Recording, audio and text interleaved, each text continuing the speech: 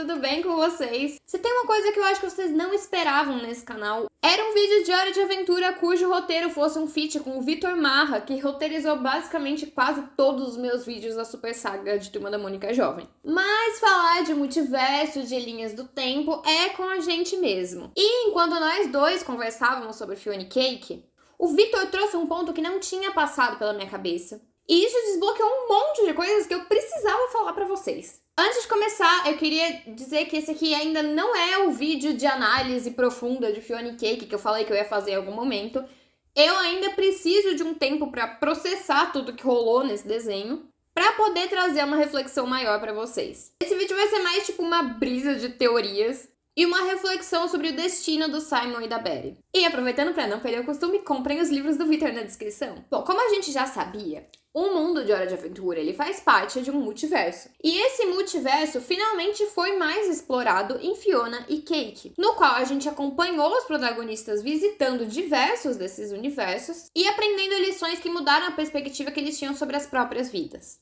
Acontece que, num primeiro momento, esses universos que aparecem no desenho parecem ser completamente aleatórios. Mas analisando mais a fundo, a gente percebeu que eles não são tão aleatórios assim. Uma das revelações mais impactantes do final foi a de que o Simon e a Betty não eram exatamente o casal mais saudável do mundo. Sim, os dois se amavam, mas a Betty amava o Simon de uma maneira obsessiva. Ela estava disposta a sacrificar tudo por ele, tanto que ela se tornou o Golby com o desejo de ter o poder de proteger ele. E o Simon, ele também amava a Betty, ele não foi, exatamente um vilão. Muitas pessoas no lugar dele teriam se aproveitado dessa situação e manipulado ela.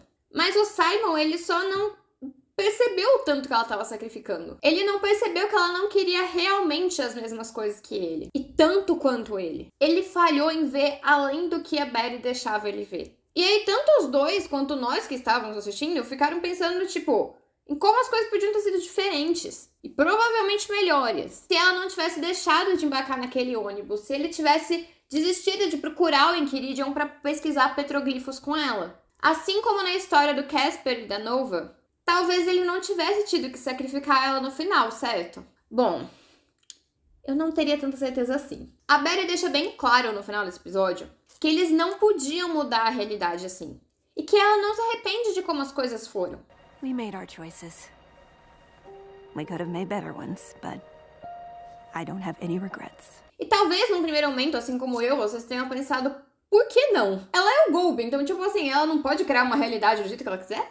E por que ela não se arrepende se ela podia ter vivido uma vida mais saudável sem ter que se sacrificar? Então, nós acreditamos que a resposta tá no próprio desenho. E essa resposta é que o melhor cenário possível de futuro só podia acontecer se o Simon e a Betty ficassem juntos daquele jeito e naquele momento.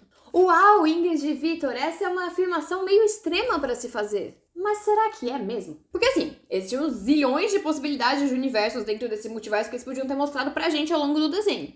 Mas eles escolheram mostrar especificamente essas que apareceram em Fiona e Cake porque eles queriam contar uma história específica. Então elas não foram por acaso. E se a gente for analisar bem cada uma delas, a gente vai ver que elas estão, de certa forma, ligadas às escolhas do Simon e da Betty. Vamos começar com o universo da Marceline Estrela. Star? The Vampire King's ward. Vicious. Merciless. Como a gente viu no começo desse episódio, a Marceline dessa realidade não teve um Simon para cuidar dela durante o apocalipse. Ela acabou então sendo adotada pelos vampiros e transformada em um deles, se tornando então uma grande admiradora do rei vampiro e a grande arma dos vampiros nesse universo. Ou seja, muito provavelmente o Simon desse universo morreu sem ter colocado a coroa na cabeça. E vale lembrar que ele mesmo disse que ele colocou a coroa na cabeça pra divertir a Betty. Então assim, tá ligado ali com a relação dos dois. Esse é um universo em que quando a bomba caiu, o Simon não estava com a coroa na cabeça. Agora, por que motivo ele não colocou, a gente não tem certeza. Mas se o Simon morre sem colocar a coroa, não sobra ninguém pra proteger a Marceline e o mundo é dominado pelos vampiros. Ou seja, o Simon precisava ter virado o Rei Gelado pra impedir esse futuro. No mundo daquele que eu estou chamando de Rei Nevado, porque é uma ótima tradução e eu não sei como ficou em português, mas eu acho que teria sido uma ótima opção, nós temos aquele cenário ali em que o Simon conseguiu mudar a magia da coroa pra ela afetar as pessoas em volta dele e não ele, e com isso ele deixou a Jujuba doida.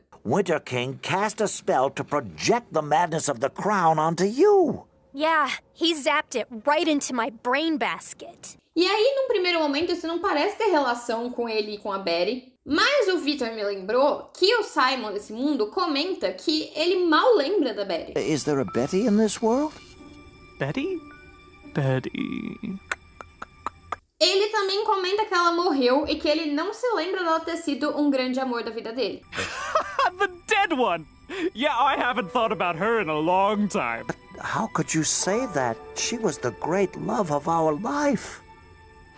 Well, that's not how I remember it. Ou seja, essa é uma realidade em que eles não ficaram juntos lá atrás. Então assim, primeiro ponto, se não tem uma Betty pra lembrar, ele vai ficar obcecado por outra coisa que não princesas, provavelmente. E pode ter sido isso que fez ele analisar melhor a coroa. Outra possibilidade é que nesse mundo, quando aconteceu o feitiço que fez o Simon voltar ao normal, já que não tinha uma Betty pra ele tentar resgatá-la do passado e descobrir o que aconteceu com ela, ele acabou usando esse momento pra alterar a magia da coroa. O ponto é, essa realidade acontece num cenário em que a Betty não se tornou uma pessoa importante pro Simon e que eles não se envolveram romanticamente. E o Victor também me lembrou de um episódio de Hora de Aventura em que a Betty altera o passado e ela faz a passagem de ônibus dela ser pro dia anterior pra que o Simon não impeça ela de ir na viagem. You'll thank me for this later, past Betty. Então eu acredito que a realidade do Rei Nevado seja justamente essa realidade que a Betty alterou. A Betty não deixou de viajar por causa do Simon e, portanto, ela não se tornou uma pessoa importante pra ele porque eles não se envolveram romanticamente. Ou seja, na realidade em que a Betty não é impedida de viajar e não fica junto com o Simon, ele se torna um Rei Gelado diferente, não obcecado por princesas. E as ações dele fazem o mundo inteiro em volta dele ficar louco. Aí a gente tem o universo do Finn fazendeiro. Esse universo ele surgiu lá em Hora de Aventura, quando o Finn desejou um mundo em que o Lich não existisse para impedir que o Lich destruísse o mundo deles. I wish the Lich never even ever existed. Nessa realidade, o Simon congelou a bomba antes que ela explodisse, e com isso os humanos prosperaram e o Lich nunca foi libertado. Esse Simon aí nunca se tornou exatamente o Rei Gelado que nós vemos em Hora de Aventura, porque ele morreu protegendo o mundo da bomba. Então, ok, isso é meio paradoxal, mas meio que talvez a Betty tenha continuado viva nessa realidade porque não teve ninguém pra levar ela pro futuro, sabe? Então ela provavelmente seguiu a vida dela sem o Simon, envelheceu e morreu. Ou seja, no universo em que o Simon morre depois de colocar a coroa, o mundo se torna uma terra de ninguém governada pela gangue do destino. Acontece que esse mundo aí, ele surge de um desejo do Finn que não resolve exatamente o problema, né? Então o Jake, ele acaba usando o desejo dele pra desfazer o desejo do Lich e transformar-o de volta ao normal. I wish for the extinction of all life, for Finn and Jake to go back home to U. E até onde a gente sabe, isso funcionou. It worked! Jake, this is serious! Something really messed up is happening! Ha ha! It already happened! And it never happened! Mas agora em Fiona e Cake, a gente viu que não foi exatamente assim. Porque ali no episódio 8, Jerry, a gente viu o mundo em que o Lich conseguiu, de fato, eliminar toda a vida. Must have succeeded in killing all life here. E ok, isso é só uma teoria, tá, gente? Mas assim, ao que tudo indica, ali naquele encontro com o Prismo, a realidade se dividiu em 3. A linha do tempo normal de U, que continuou pra onde a gente, né, tava vindo. A linha do tempo do Finn fazendeiro. E a linha do tempo em que o Lich, de fato, destruiu toda a vida na Terra. Que é a linha do tempo que a gente vê nesse episódio. Ele não deixou de existir, entendeu? Só se criou, tipo, um W aqui de realidades. Então, tipo, a gente tem aqui o Lich fez o pedido, que virou essa. Aqui ele desfez o pedido, que continuou sendo a nossa. E aqui o Finn fez o pedido dele, entendeu? Because technically it didn't happen to you. But also it still happened, and that wish reality continues to exist. E nessa realidade todo mundo morreu. Então, assim, não vou nem tentar explicar o paradoxo de como o Simon não levou lá pro futuro, porque, enfim, todo mundo morreu. É isso que importa. O mundo do Sherm e da Beth, até onde eu sei, não é uma outra realidade, porque ali no final de Hora de Aventura a gente viu que ele é a Terra de U, mas no futuro. E existe toda uma lore de como o U chegou nesse ponto, tá? Inclusive eu já fiz um vídeo muito antigo aqui no canal explicando ela. E eu tô até repensando, assim, se não vale a pena refazer esse vídeo aqui, porque já passou muito tempo e agora a gente tem algumas poucas informações novas em Fiona and Cake, né? Então, assim, se vocês quiserem que eu refaça esse vídeo, deixa aqui nos comentários. De qualquer forma, ele vai estar aqui na descrição aqui na descrição e nos cards. Mas não sendo outra realidade, eu não vou considerar ele nessa teoria, tá? Inclusive, eu acho que o livro do Casper e da Nova lá do futuro foi escrito ou pelo Simon ou pela fangirl que a gente vê que começa a escrever ali no final do episódio. O único mundo que a gente não conseguiu encaixar muito bem nessa teoria foi o dos bebês. Mas, pensando bem, agora, né, assim, a coroa daquele mundo, ela não funciona exatamente, né? Então, assim, talvez algum dia alguém tenha desejado um mundo em que a coroa não fosse mágica e aí surgiu um mundo só de bebês, de alguma forma. E aí, talvez o mundo seja que sem coroa todo mundo é bebê pra sempre, isso é ruim? Não sei, vai, me digam aí o que vocês acham desse mundo aí. O ponto é que todos esses mundos mostram pra gente que as coisas precisavam ter acontecido exatamente da forma que elas aconteceram, porque senão ia ser pior pra todo mundo. Se o Simon não usasse a coroa, ele morreria e o mundo seria dominado por vampiros. Se a Bella embarcasse no ônibus e eles não ficassem juntos, o Simon se tornaria um rei gelado que seria totalmente diferente e que destruiria o mundo. That place was messed up. Because that Simon was messed up. Se o Simon morresse usando os poderes para congelar a bomba, o mundo viraria uma distopia. The entire Earth was buried in ice for 400 boring years. O mundo em que o Simon não chega no ponto de trazer a Betty de volta é esse que foi destruído pelo Lich. E assim, gente, a profecia de que o Golby voltaria existe. Então assim, o Golby voltaria, de qualquer forma.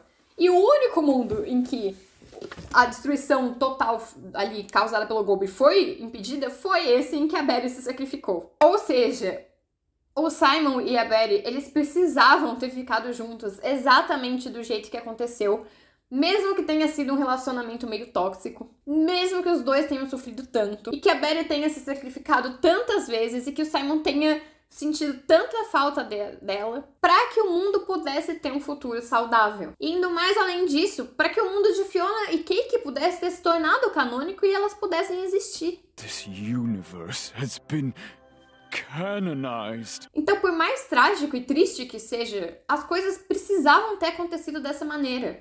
E é por isso que ali no final a Betty não se arrepende. E é por isso que ela não tenta mudar a realidade ali naquele momento. Eles precisam aceitar que isso fez parte da história dos dois e seguir em frente. E falando em seguir em frente, tudo indica que a Betty tá pra reencarnar, né? Considerando que ela entrou naquele ônibus que tava escrito Cometa no alfabeto arcaico, que já descobriram lá no Twitter, e que a gente tem uma cena pós-créditos que eu não tinha visto no dia, eu descobri depois que existia e eu voltei e vi e tem mesmo, que dá a entender que o Golby voltou a ser a Betty. Então, comenta aí o que vocês acham disso também. E eu queria dizer também que nos penúltimos episódios teve uma pergunta que não queria calar pra mim. Como que, em tantos universos, e ainda mais os que eles escolheram mostrar pra gente, não teve nenhum que fosse, tipo, um universo invertido em que a Betty se tornou, tipo, o Rei Gelado e o Simon passou por toda a jornada da Betty? Bom, o episódio final trouxe a resposta dessa pergunta pra mim, e ela tem a ver com o cerne de cada personagem. Mas esse assunto vai ficar para um próximo vídeo, então se vocês quiserem, comentem bastante aqui, que eu trago o vídeo pra vocês, tá bom?